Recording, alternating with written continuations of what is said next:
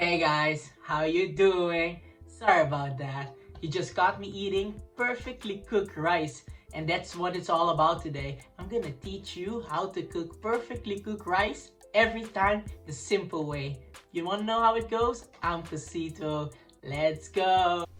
So what we're gonna do is we're gonna cook one glass of rice, cup of rice, whatever rice you like. It doesn't matter actually how much rice you get. At least if you follow the basic steps I tell you, if you follow those steps, then it's gonna be perfectly nice. So we have a normal pan. We're gonna use this pan to fill it with rice, and you're gonna wash your rice at least 7 times.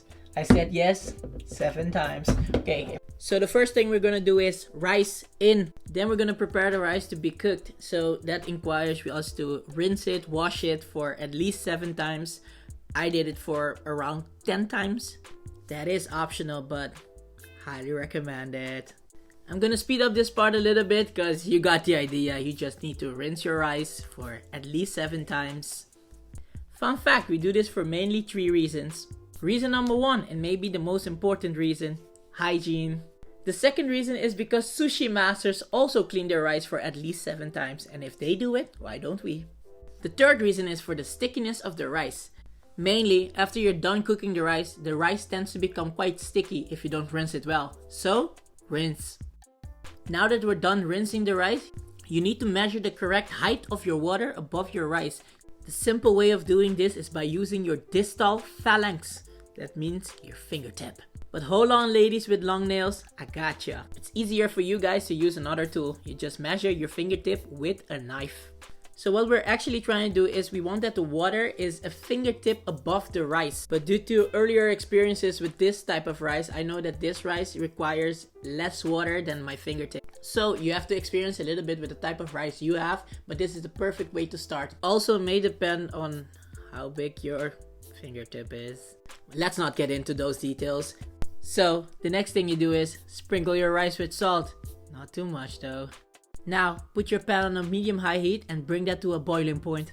You see me moving that pan there?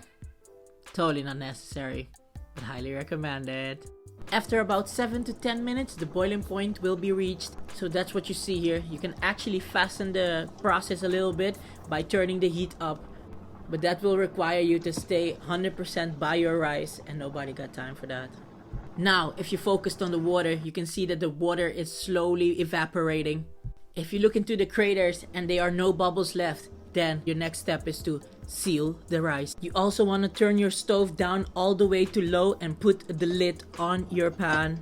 Okay, now comes the most difficult part. For this part, you have to use your sense of smell. What you exactly want to do for a couple of times is lift the lid and smell the damp that's coming from the rice. What you're looking for is how much water is still in the damp of the rice. What you're trying to achieve is reduce this moisture as low as possible. With this, you'll have to experiment a little bit, but you realize that the moisture in the damp is decreasing by the minute. And after you feel that the moisture has reduced enough, or you're as hungry as I am, you take your pan off the stove. But this requires a little bit of experimenting to get it perfectly, which was the case with my rice. Now, let's plate it up. I'm gonna put a bit in a bowl and sprinkle some spring onions on them. Call me Spring Onion Bae. Look at that rice. Ain't it gorgeous? Look, the secret is out. Now you can cook perfect rice every time the simple way. Or you can just buy a rice cooker. To each their own. Like this video if you have enjoyed, and don't forget to subscribe. This has been Cosito's Kitchen and showing you the difference between a chef and a cook. Take care guys. Peace.